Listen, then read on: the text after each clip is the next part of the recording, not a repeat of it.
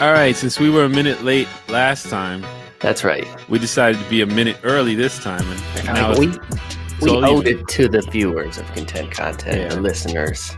The listeners won't know the difference, I guess, actually, but the viewers, the faithful who wake up at 8 a.m. And I think this is a part of that great clip you put up, the positive and the negative, how you need the negative. So we needed that extra minute. That's right. To just bring it all in together, So you can't have the other minutes. Exactly. Without that minute. You can't start at 8:01 without also needing to start at 7:59 sometimes. Exactly. You got it. It's just math. Just the universe math. That's yeah, right. Yeah, so we even it out. 7:59 this time, made up for the 8:01. That's right. Good morning, Nuffy. Good morning. We did, Mike, and Mike, you're looking fantastic this morning. What can I say? Welcome to Content Content. My name is Derek. Across the computer screen in a fancy vest, Mike. I love the vest. Yeah, I'm popping the Mr. Rogers collar here. Dude, come on. That's a callback right there. Won't you be my neighbor this morning on Content Content, Mike? It looks fantastic. Looks phenomenal. Tall glass of water you're sipping on this morning, Mike. Yeah. Look at that. Thirsty with some ice. They say you shouldn't put ice, but I don't care. Is ice bad for you nowadays? They say something about the cold or something. I don't know. But I don't listen to everything they say. I'm a rebel. It turns out that they are often wrong anyhow. So I tell you, cigarettes are tastes good this way. Damn refreshing. Yeah. Oh my nice gosh, cool. Yeah. Come on, even in the morning. Wow, cold waters. Yeah, I guess you're supposed to drink like regular tap water, right? That's just what like they say. Lukewarm. Yeah. I don't know much. I think it has something to do with your body. Like it needs energy to if you drink cold water, it has to make it warm or get it to body temperature. Where if you just drink Well, I like cold water so much that I completely blocked out the rest of the. That's the thing. As soon as they said, cold water's not good for you, I said, the hell with it. I'm drinking cold water. I like cold water. I mean, it just feels intuitive. We talk a lot about intuitive knowledge on the show. When you're sweating, you've been running around. What feels better? A hot cup of water? Let me get a nice hot cup of water. Ice cold. Ooh, fresh. So fresh. Yeah, even if it's even if it's all in my head, I don't care. Yeah, I mean, maybe we're programmed to it. Maybe it's part of the American value system, this ice cold water. It's all a part of the American dream that we need to be disillusioned with before we can start on our journey. That's correct. On the road to life. So, Mike, you've been stressing so much about COVID that you've been reading about the chemicals that create stress? Yeah. You know me. And did that bring you more solace, or did it in fact make you feel hardened in your stressness? I learned I had I would never remember what these chemicals are called. So cortisol and epinephrine. And thank you for helping me pronounce that right earlier. Yeah, I can't guarantee what I said was right. Whatever the hell it is, it makes you. We got a whole lot of it. Yeah, and I was looking into stuff because as I shared here, I felt better this week and more energy. And I did get some good sleep, which I maybe wasn't getting so much the week before. And I think that made a big difference. And we always talk about that on the show, too, about how important sleep is. I know. It's the most basic teaching and yet the most important thing you could possibly do. How huge that is, right? Something so straightforward, just getting a good night's sleep can boost your whole life completely in every single way. Yeah.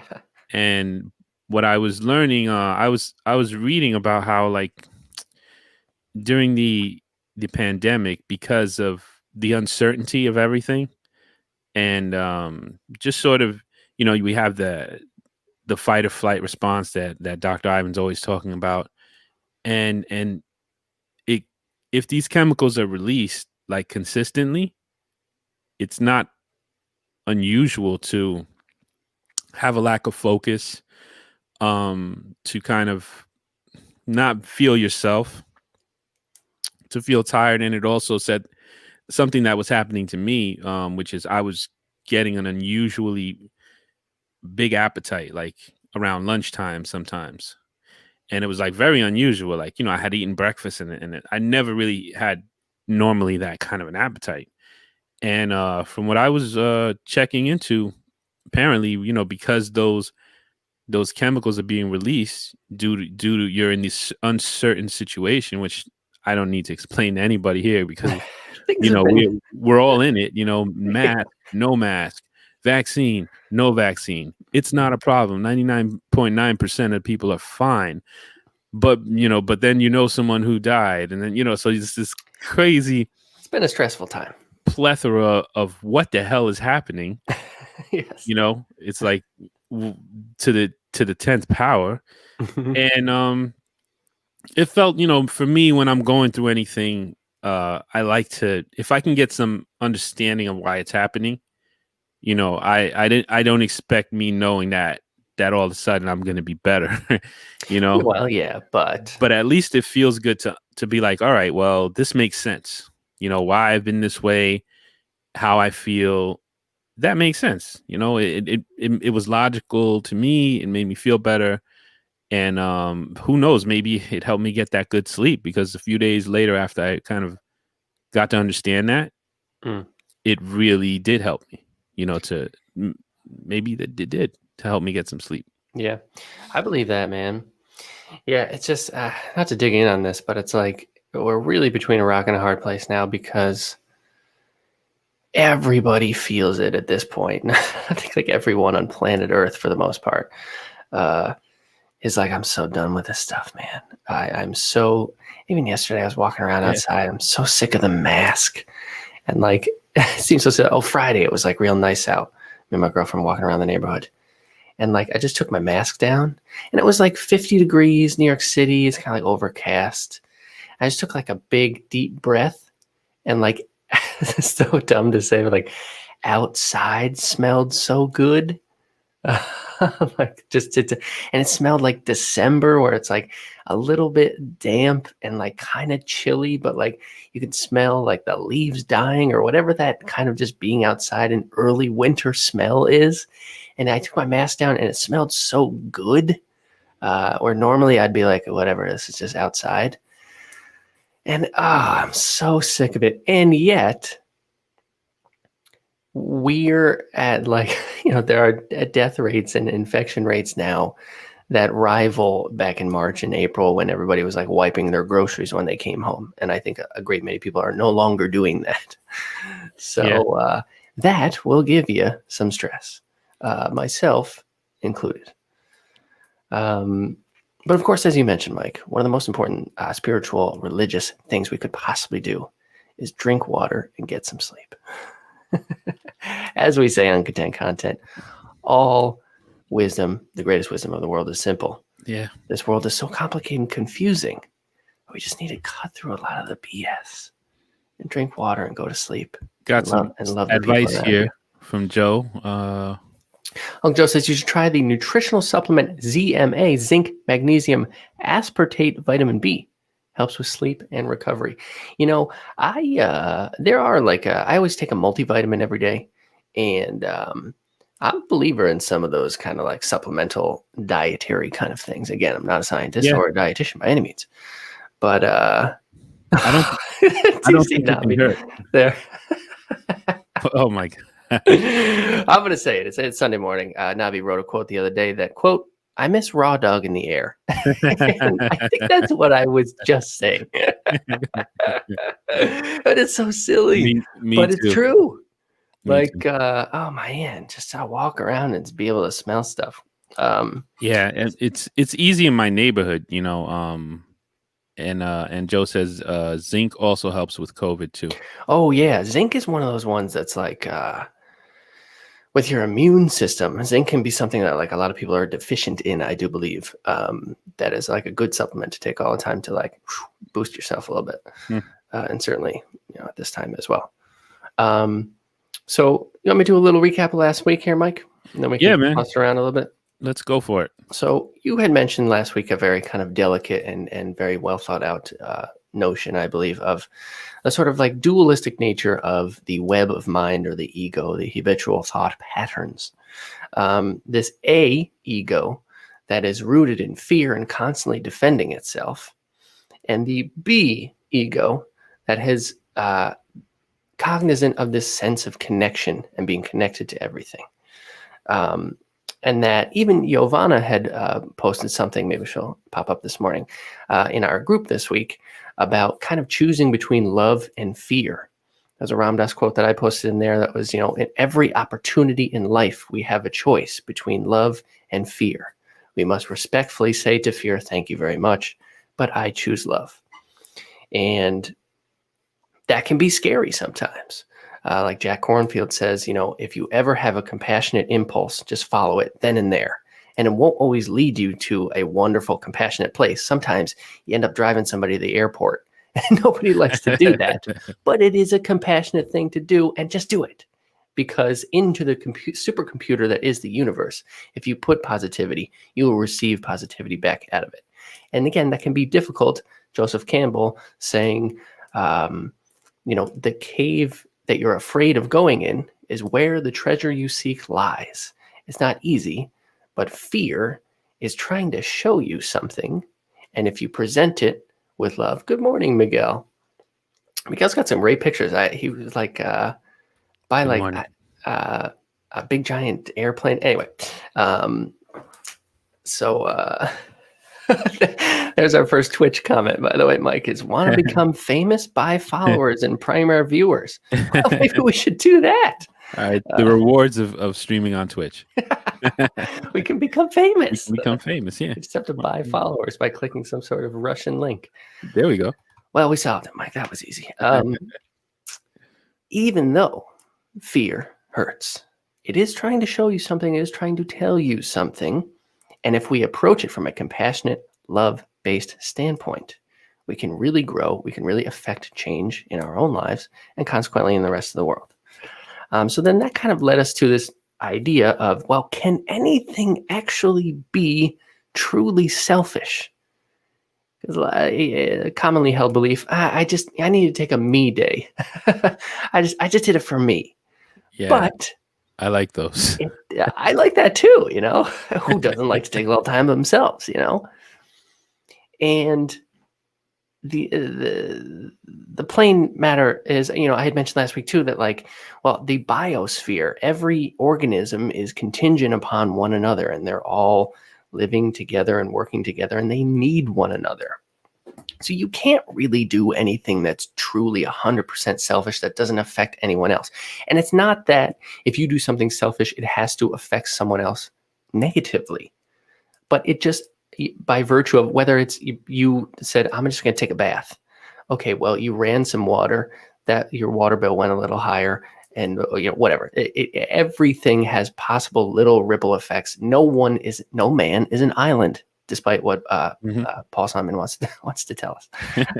That's a song from 50 years ago. And then you had mentioned, Mike, about Navi the Prophet. John was a fan of Navi's quote. Damn. Yeah, that was a good one. That's great. That was great.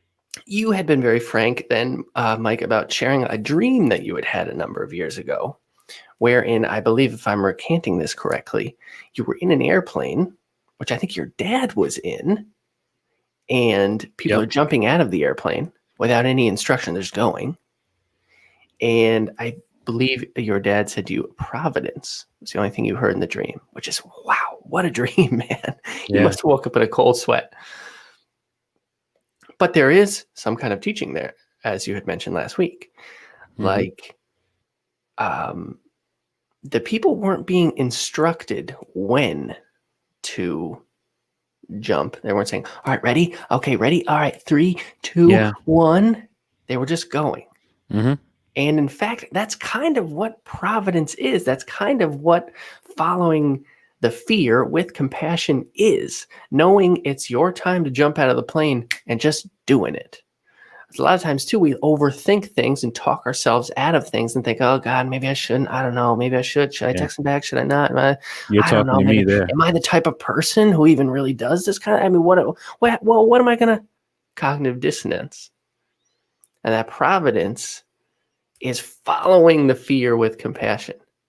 Does that make any sense, Mike? What do you think about that? Good morning, Les. And yes, it absolutely does. You're so good at like recapping. I'm so glad you're so good at that because I'm very bad at it. So it's we complement each other really well in that aspect. Well, I would agree. Thank That was an excellent recap. you. And yeah, yeah, man. It's so it speaks to me a lot, especially when from what we spoke of in the beginning, you're going through these different things, it all leads there. And one of the things that I love about the clip you put up about basically that, well, I don't know if you put a clip on this yet, but it just the idea that we kind of left off on last week of selfishness is a myth, to use one of Ivan's ways of saying it. He's always saying we're talking about It's a myths. I'm like, myth. dude, we're talking about real Selfishness stuff. is a Okay. myth, and it's very, what it is. It's very scholarly also. Selfishness is a fallacy. Oh, yes, of course. It is. It's very scholarly. Whenever I have a discussion with anybody who's actually gone to school, Yeah. I know. fallacy, is a big one. All these big words they So start using, throwing around. don't worry, this will not be as long and and as exhausting as the last thing I noted and read.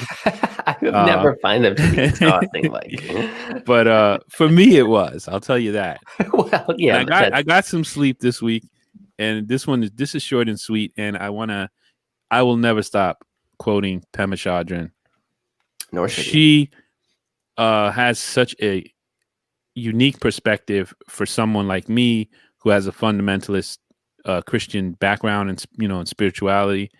She is such an opposite, Mm. which I love so much, and which is why sometimes when I've said it many times.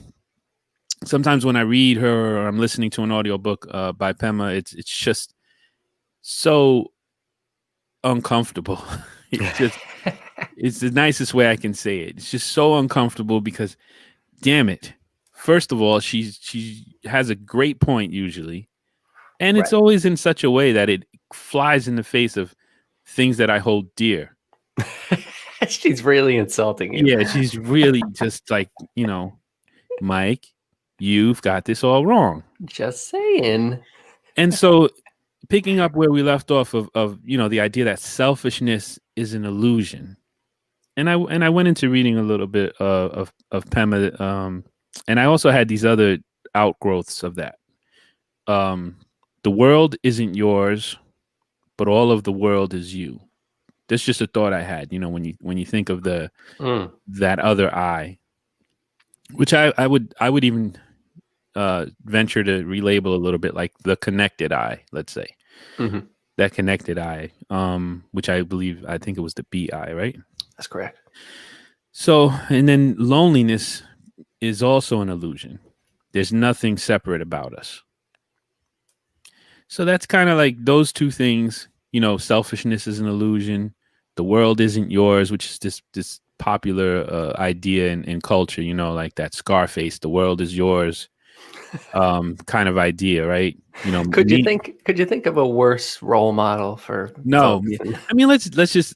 This is when you get into this mindfulness and when you get into Zen, into Buddhism, and in my opinion into true Christianity, that first century, think of who Jesus was, a Nazarene, in the East, certainly, with this influence of at that time of all the Greek philosophy, when you really get in there and when you look at the early Christianity, I mean, it matches much more to me with this stuff. It doesn't match well with a lot of the outgrowth that it's had for post Constantine.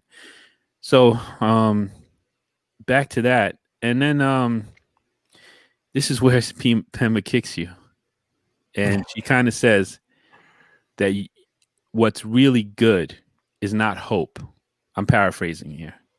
This is one of the ones when I that really hit me. It's in chapter 7 of When Things Fall Apart, and I reread it this week, and it's really to say that you need to have hopelessness.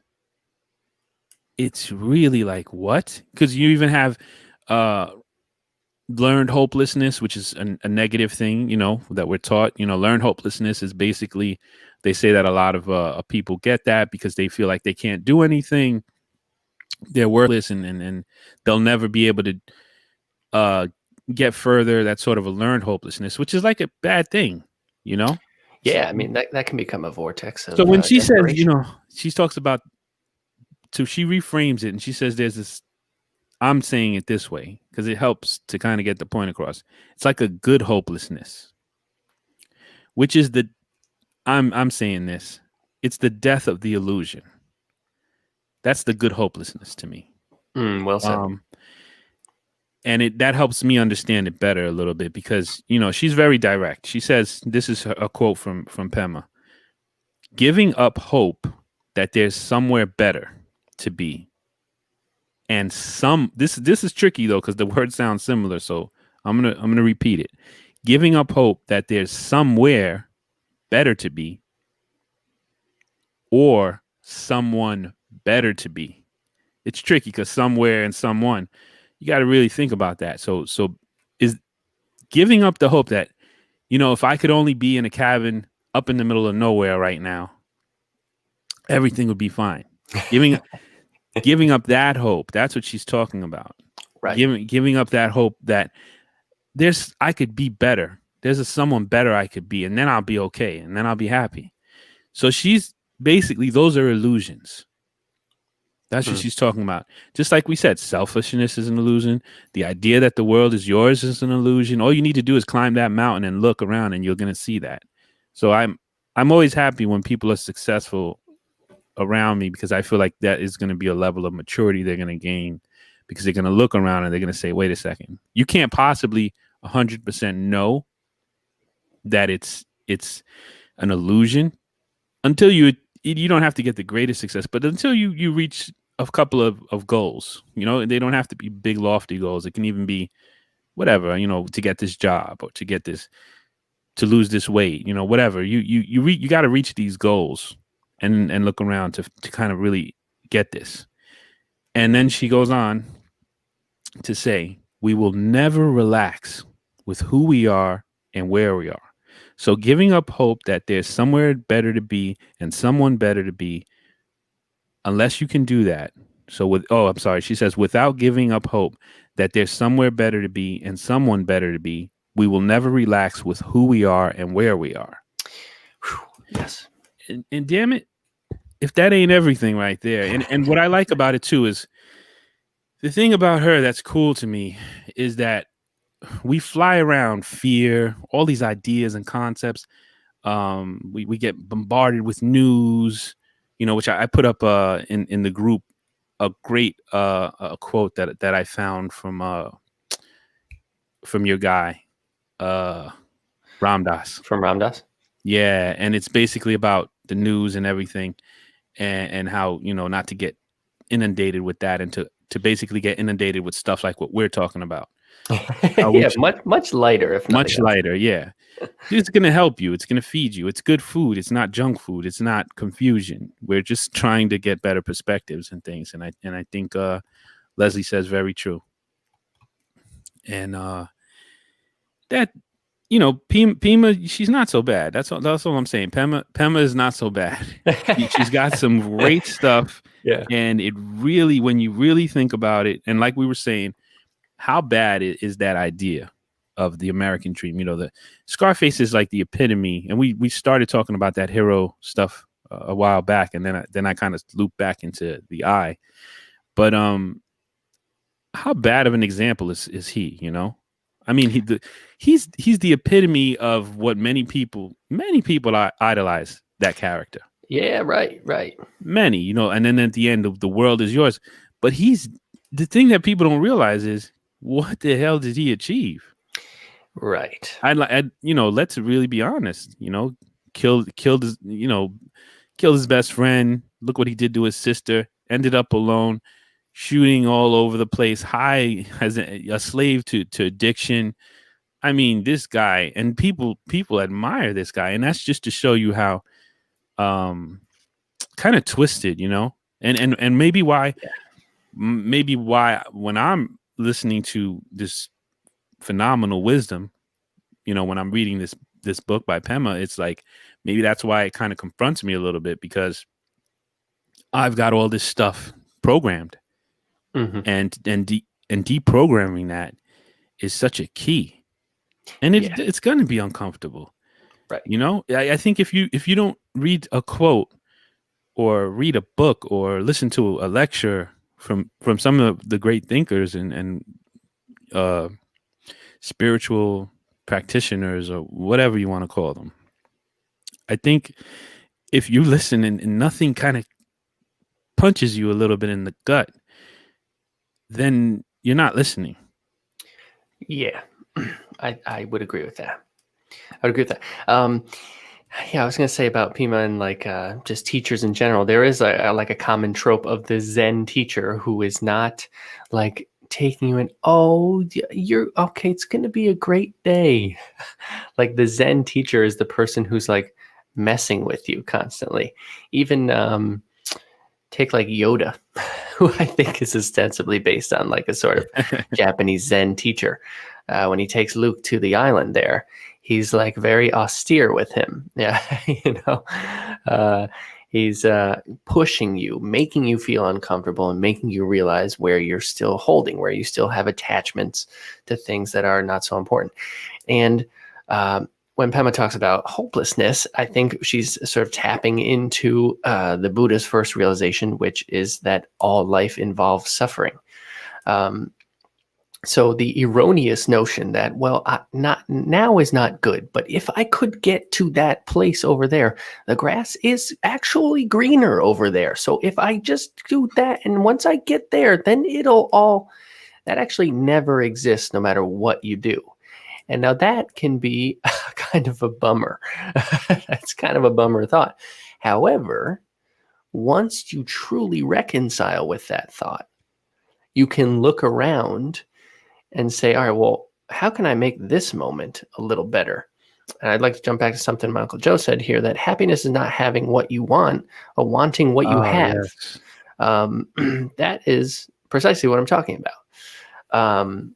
And one of the kind of wonderful things about the spiritual path, let's say, and this is something that's very comforting to me at all times, is the next message is always right where you are. You are never, no Mm, matter what, yeah. what life circumstance you are in, you are never more than one step away from getting back on the spiritual path that will lead you to a more positive world. Even if you're in the depths of despair, even if it's a situation you created yourself, you're never more than one step to getting back on the path. So being, let's say, what Pema might say, being too hopeful and having these pie in the sky dreams is maybe wanting to take, maybe being upset with where you're at and wanting to take 25 steps to completely, again, we talk about like make a complete right change in your life. You're like, you know what, New Year's resolution, I'm gonna work out. Okay, I'm gonna work out for 2.5 hours every single day. So let me go out and buy like $600 worth of workout clothes because I'm gonna need it, because I'm gonna it's like that is often if you can do that, good for you, but it is often a futile gesture. That one step, it's only ever one step, and that is something that is actually very hopeful.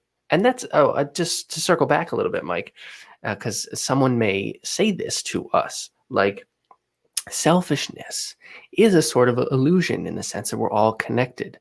You even said like loneliness is kind of an illusion because we're constantly connected. Yeah. But to play devil's advocate to that, loneliness and selfishness are things people absolutely feel. So why do they feel that way if they are illusions? Repeat that last part one more time. Loneliness and selfishness are illusions. But why do people feel them then? Hmm. That's fascinating. Well, that's a That's a great question. I think let's pick that up. I just want to go over some of these comments, and I think Leslie said it's the badass personality that attracts people. I think that's pretty fair to say, and I think Navi says you know how people are addicted to things that are taboo, and That's an interesting point too. it was literally just a good movie. There you go. Maybe not that much to be made of. Oh, about Scarface. Yeah, yeah, That's a decent point too. It's not like everybody watching it was yeah. like, I So it's need to be like, you're like, yeah, it was a good movie, whatever. let's yeah, but hopefully that's I think that's a healthy approach to it. But it, certainly, but But Scarface, to defend our point a little bit, Scarface is one movie in a series of movies like The Godfather and Taxi Driver and all yeah, that stuff, where exactly. you have this badass dude who's like not a hero at all. And I think it's a Foucault quote that there's no such thing as an anti-war movie because by virtue of sitting in a theater and seeing stuff explode on television screen or movie screen rather, Yeah, back when we used to do that, it's inherently like awe-inspiring. So you almost can't help it.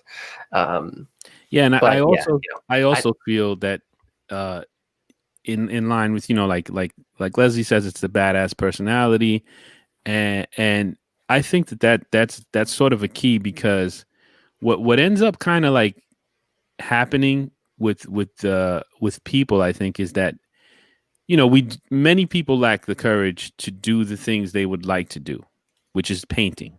And, that's the hmm. content definition of it. And in their Doing the defense, things. it's Mhm. hard. It's And often yeah, very it's hard very to hard. follow your heart. And I think that these badass guys, and which I think Leslie's naming more, keeps you playing yourself badass. Yeah, Hitler, Alexander the Great, Trump, popularity can be perceived as the hero. So I'm sure as many people might not agree with the Trump part, but It's a some might. little unfair to Don, I think. But no, but let's just build on that though. I think that all those people, are looked to and admired and by many people. Like for example, Hitler's quite recent, so it's still sort of appalling. But you watch I was watching a course on Roman history, and the way the guy when he would say, even though Alexander the Great is separate from that, but he's he was talked about a bit. And when he said Alexander the Great, and it was like in such a like excited way as to how much he accomplished. And it's I think it's that part of these heroes that people admire, the fact that they went against the grain, did these damn near impossible things, uh quashed their feelings, their emotions and their humanity, like in order to accomplish those things. And maybe that's Yeah. something that that's why people are sort of in awe, like, wow, this person, I have feelings. I don't want to hurt people, you know? Hmm. Wow, look at this person. They have no feelings, which Yeah. we define as sociopaths or narcissists, which we think is a bad thing. But Yes. let's, just for the record, folks, this is not we're not out here saying this is great. But we're just trying to kind of dig into why people, because it kind of came up in the comments, Right. why people are attracted to that. And I think that, what do you think, Derek? I think those are some reasons. Oh, definitely, definitely. And it makes me think of there's an economist in the like early 20th century, Thorsten Veblen. I had mentioned him before when we were talking about the American value system. He was one of the first kind of popular economists to recognize the fact that the way the American value system was progressing was such that not only was like a degradation in your material circumstance like affect your life materially, but it was also like spoke about a lack of dignity on your part. So if you're always eating off of fine china and you have to eat on a paper plate one night, not only is it materially bad, but it's offensive to you. Like how dare Yeah, you? And he was like, that's a good way. that's kind of messed up, right? Um, but he talked about how we are still kind of, and again, I've thought about this a lot too. A lot of what the human species is going through from a 10,000 foot view is actually kind of natural. That well, we're coming out of the jungles where we have very much a scarcity principle. Everything is, we constantly have to fight and scrap. Now, I think a lot of the world, if we're distributed properly, we have a surplus mindset. But we're still, certainly the people that are in control and own the world are very much under a scarcity principle. And consequently, that attitude, that feeling trickles down to the rest of us. So, like,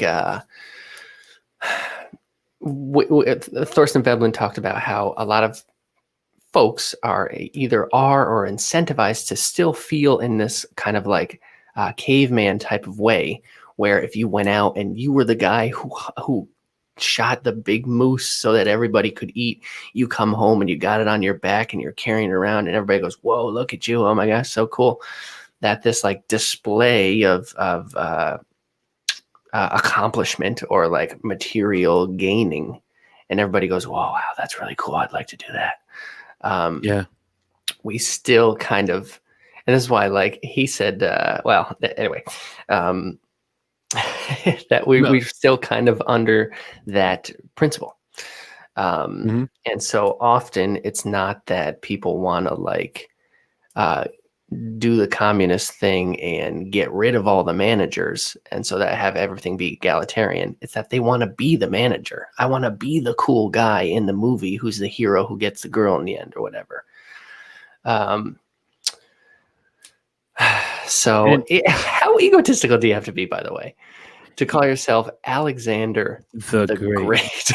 Oh yeah, but they did that all when you look through the history, like many of the emperors, the titles they would give themselves, there would be multiple layers of that. But that's all a part of it. And it is something, Leslie says heroism, and Joe has a good comment. Perhaps people are attracted to the characters because they do whatever they want, which is a kind of power that most of us will never see. Yeah, I think that's pretty valid. I think that's true. And I think, yeah, most people won't have that, and we all kind of seek it. I do think, well, no, it depends on where you're coming from. Because I was going to say, like, a person who does whatever they want. Well, Hitler kind of did whatever he wanted. But that's what I mean. But I think we're only sensitive to Hitler. And just to be frank here, I mean, because it's so near. When you see, and what it did, and because it's also, it's not. We have to admit there are people who admire him right now. Yeah. And I think that it's not acceptable to admire him. So people aren't going to just be out there. There's some people who are brave enough and really don't care enough and to be, still sporting his symbolism and everything and the ideology. But I think that's part of it too. Why not Hitler? Not to interrupt you there, but I like to point that out, that I think that some probably do. And you know what? Doing whatever as with so many things, what gets lost in like a discourse or discussions about what gets lost is someone's intent. So someone could be doing whatever they want, but again, if they're following that love, the be ego concept, the be I, if they're doing it from a standpoint of compassion, and that's what they want to do, then that's great. But people like messianic leaders throughout history, as we've talked about with Machiavelli in the past couple of weeks, they're doing whatever they want, but they are consistently driven by fear. And the reasoning for wanting to follow, why it's objectively better to follow the love path than it is to follow the fear path, is for the simple fact that it just makes your life easier. It just makes your existence more wholesome and rewarding. And that when you continually follow fear, it didn't end well for Hitler. I'm not sure how it ended for Alexander the Great, but it couldn't have been that great. It didn't end well for Napoleon. It didn't end well for Al Pacino there. When you do whatever you want, but you are allowing yourself to be consistently governed by fear and running away from the things that maybe you don't want to do, but your existence is telling you should do. Yeah. you get yourself into a very dangerous position. And then it becomes even more dangerous when you have a whole value system that is telling you to follow fear. Again, I know I keep mentioning this, but Yeah. it's worth repeating that everything on the television is telling you you're not good enough. Follow that fear. Fear, fear, fear, fear, fear. Buy the toothpaste. Yeah. And and I think you hit it on the head there. And also just real quickly, same as Alexander the Great was killed also. And I if had you a go feeling it through didn't end well for you Alex. go through all the emperors, it was either someone in their staff that killed them. I mean, Caesar got stabbed by his best yeah, friend. I mean, come on. very few of them weren't killed by somebody and then overthrown.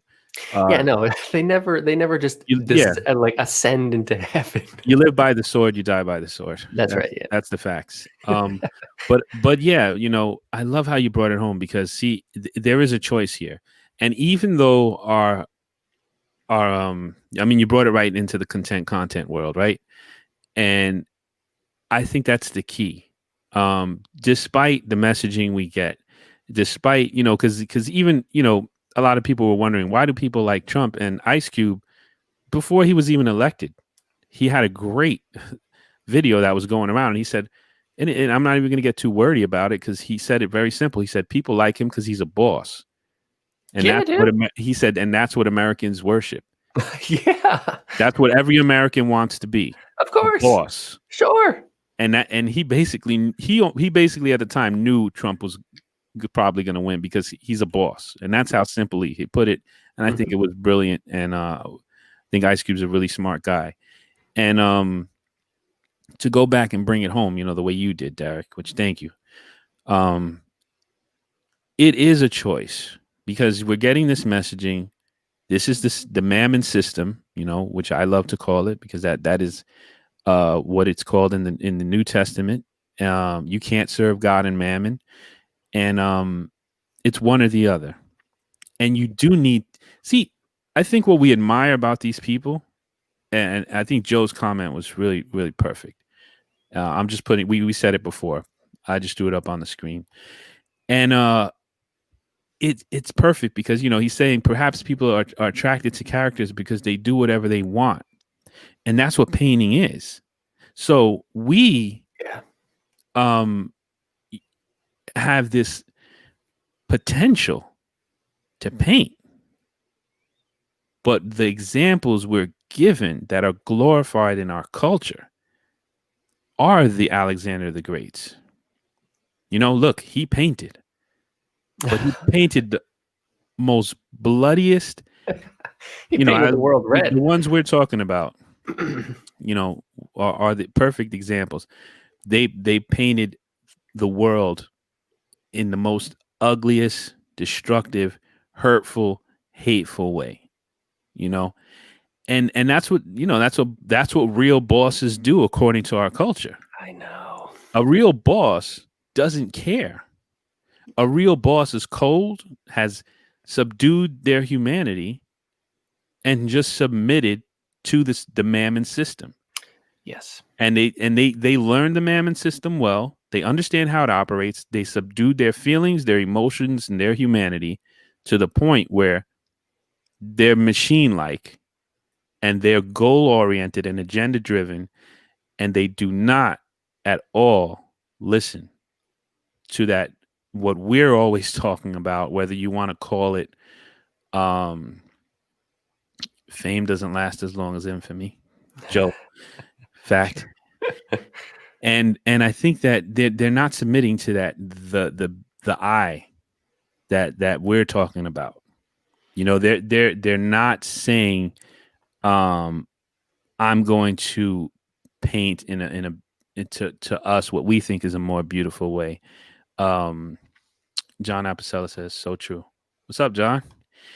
So yeah, man, and I think it's powerful, to look at it that way, and that's why those people are admired, and why the tough guy, uh in quotes, I'll put the tough guy in quotes, because you know what, the tough thing really to me is to grow up in this society and to deny that pull, to Oh yeah. become disillusion the way Pema talks about here. Can I come back to Pema a little bit here? Please do, man. Because this is to me, I had my disillusionment with the world, which is what set me on my path. And I think there was also a great we've been having so many good comments. It's been hard to throw them all in. I think John mentioned we have that's what I'm thinking about. a tremendous desire to be led, which is something that he's mentioned a couple times, I feel like. And that's worth exploring too. And this is actually the one I was thinking of. We didn't get to, but it fits with what I'm saying. I didn't even see that. Is the benefit of hope to start the journey, maybe guiding you through crossroads? And I want to jump in there because that's what I'm talking about. And I think that's what you brought it home to for content. And I think that's what Pema's talking about. That crossroads, which to me was the disillusionment with everything, which is, I believe, the eye-opening, which I would equate to becoming awakened, seeing it's all BS, and to choosing a different way on your own, which is the only power we have. Back to one of my favorite Viktor Frankl's, which is I'm going to butcher the quote, but this is paraphrasing, that once they take everything away from you, the only power you have left is how you respond to everything in your mind and in your soul and in your spirit. So they can take it all away. They can. He was in the concentration camp. They took everything away from him, and somehow he, this brilliant mind and this person who didn't submit to that realized, I know that I still have a choice how to respond to this, and if I can make it out of here, I'll be okay. And he did that, and he still had that one power, which I think you touched on not too long ago, Derek, which is that one thing which we talked about maybe a couple shows ago, which we determined is probably the most powerful thing there is. I think so. And I'm co-signing that. I think it's the most powerful thing that there is for us, as humans, is how we respond, how we take all this information. And now I'm going to jump into Pema because she said, this is it. It's good hopelessness. Once you become disillusioned with the world, once you become disillusioned with the system, once Scarface and Alexander the Great and Hitler and people like that are no longer your heroes, and you're disillusioned with the guy who owns Amazon and Bill Gates and trying to control everything and be on top. Once you're disillusioned with those concepts, like John said, that's kind of the crossroads. That's the first step. That's like we talked about that story. I think we talked about it a while back, where it's a story of I don't know where I got this from, but it's a guru who sits there and he has someone who's submitted to the guru, and he's like, I want to go and I want to figure this out. And then he's like, go ahead, go figure it out. The guy goes, climbs the mountain, figures it, comes back. And he's like, oh, I want to know what it is that drives the human spirit. He's like, go for it. And he does this a bunch of times. And then finally, the guy, after 10 times of doing this, comes back to the guru and is like, you know what? I don't know what the hell's going on. Every mountain I climb is the same BS. And then the guru says, oh, okay, today we'll start. And that's welcome to the crossroads. That's what John's talking about. That's you're right. Right. Well, that's what this whole show is almost about. Yeah, good point. And so it's good hopelessness. There's bad hopelessness and there's good hopelessness. And once you see all that is not it, and then we can jump into something like, I'm going to read it again. She says, this is me saying, good hopelessness is the death of the illusion. That's the crossroads. And let's recap. The world isn't yours, but all of the world is you. Loneliness is an illusion. There's nothing separate about us. Selfishness is an illusion. These are themes. And then let's jump in here with her quote. Without giving up hope that there's something better to be and someone better to be, we will never relax with who we are and where we are. Man, that's power, man. That's so powerful because it's so against our culture. It's so against the heroism of these tyrants and these horrible people who murder people and who don't care and who fire people and the don't care about anything except getting their agenda through, you know? Hmm. And you have to be disillusioned with that. And Leslie says, and it's never fulfillment, no matter what you do. Exactly. And Hmm. that's what that guy learned. He kept climbing the mountains. That's what I've learned in my life. You climb those mountains, you look, disillusionment. And I think the disillusionment, it can be a terrible moment. You're in the wilderness, but damn it, it's probably there's another, I think we said this recently. A gift is often wrapped in a nightmare. Yeah, And yeah, disillusionment may seem like a nightmare, like, well, and this is a tricky part of your life. yeah. When you It's not become easy. disillusioned, it can lead to suicide. It can lead to depression. It can lead to the darkest of places. Mhm. But it is a crossroads, like John said. It's a crossroads because you have to decide from that point on, and hopefully you have some influence in your life that can give you a little bit of a light at that darkness. And again, the next message is always right where you are. You're never Boom. more than one step away from the spiritual path. That's that moment. That's that moment right there. And if that next message comes, it can be the difference between the end of your life, because unfortunately, some people end their life at that moment, and it can also be the beginning of your life, True. which is not going to be easy, which is going to be more accepting. This is how things are. There's this, there's that, and sort of to deal in the reality of things instead of these illusions we're talking about. That's what I was going to say too, when with regard to Pima's hopelessness or whatever.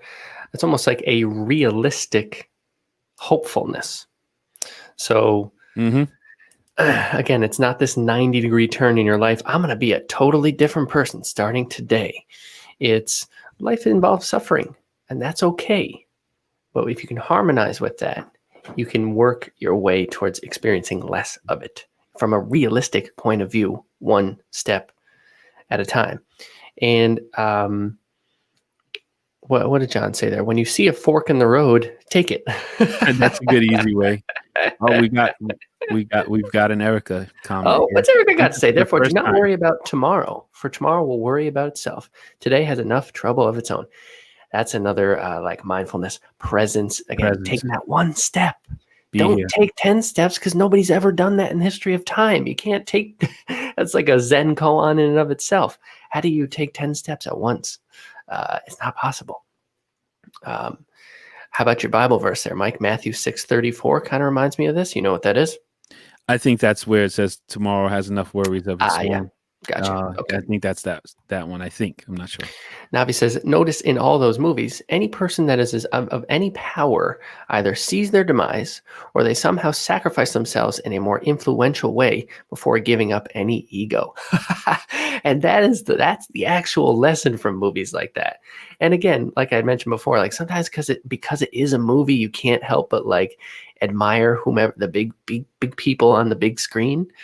But they all do reach their untimely demise before they give up one shred of their ego and their fear-governed concept of themselves, Yeah, and yeah, have a terrible demise. and it's Um, and I want to just throw a little something in there too because that is living completely in the bad ego. yes, that is very much that A ego concept, the Yeah, AI. that bad ego. And what I like too is that we're getting into a space in the show where we used to kind of pick on something and be like, "Oh, that's bad," but we're growing in a way where we're realizing there is a good ego. There's a Yes, bad ego.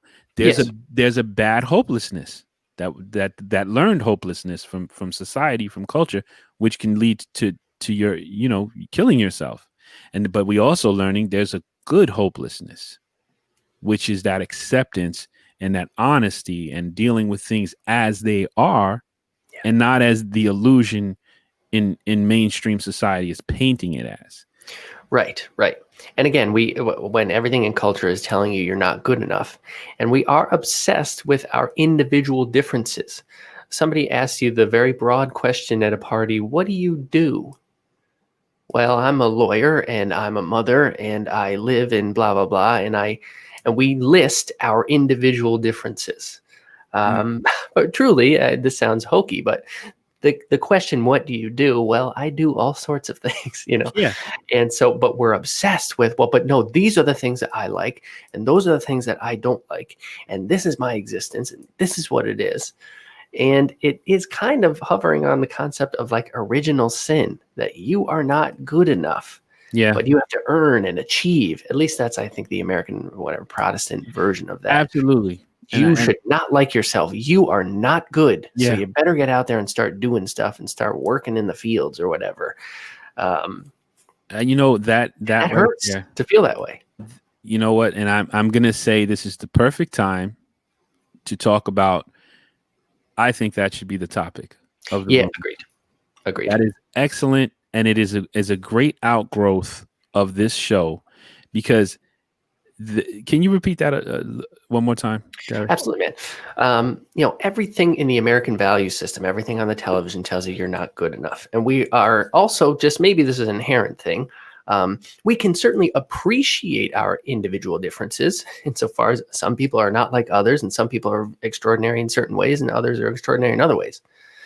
But we are obsessed with our individual differences. No, I'm not like that. I do this. Well, I'm a guy who does this, and you're Shok, and you make beats, and what, and it lends itself to the notion of the original sin, that you yourself, by being here, are not good. Yeah, Just being alive doesn't make you good. You have to achieve, you have to earn, you have to become the manager, you have to become the CEO. And then and only then will people like you, can you feel good about yourself. So you better get out there, because now is not good enough. And that hurts. And it sucks to feel like that. And it is reinforced constantly by almost everyone and everything in your existence as the way that the American value system is structured currently. yes. Um, So I have a ton to say on this, as do I. and I'm not going to because we're gonna save that for the room. What we're going to do, anybody who hasn't joined the Facebook group yet, it's a private group that anybody can join. That's right. It's very exclusive. It's very hard to get into. That being said, if you'd like to join, just let us know. We'll let you in. We'll let you right in. But it is private in a sense that no one can share. So you can share some things in there, and it will only be to the we've already got 40 something people in there. It'll only be for them, and we've tried to invite and let people know about it who are interested in these conversations. And I think this is a great place to start. So we're going to do a room in the Facebook private group, which means we've never done one, so we don't know exactly what it means.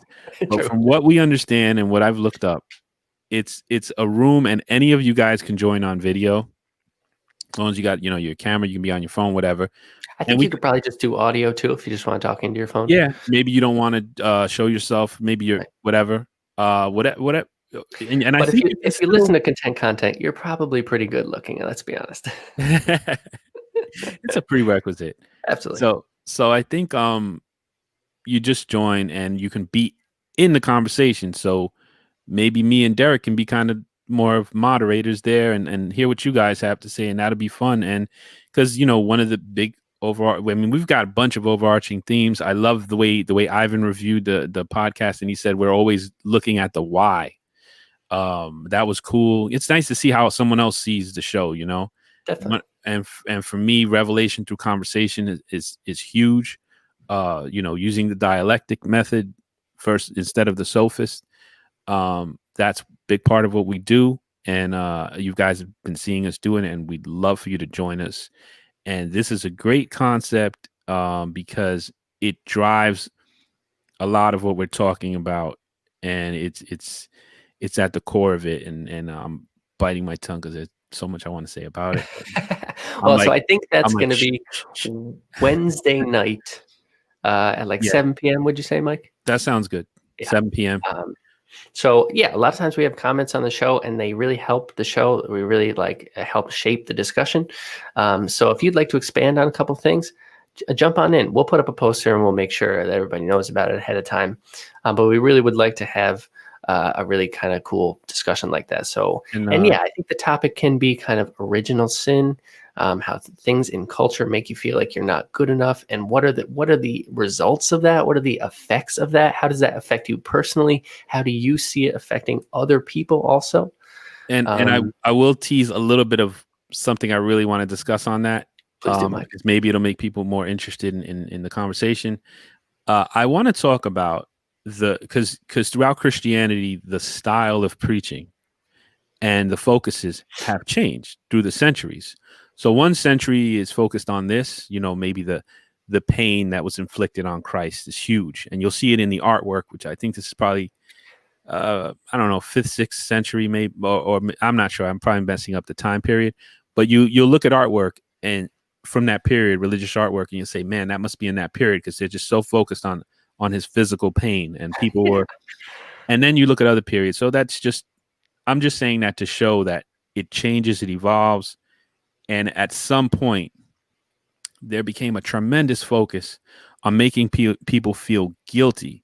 And I believe this is in probably the second revival, they call it, which was sort of like when America was coming together.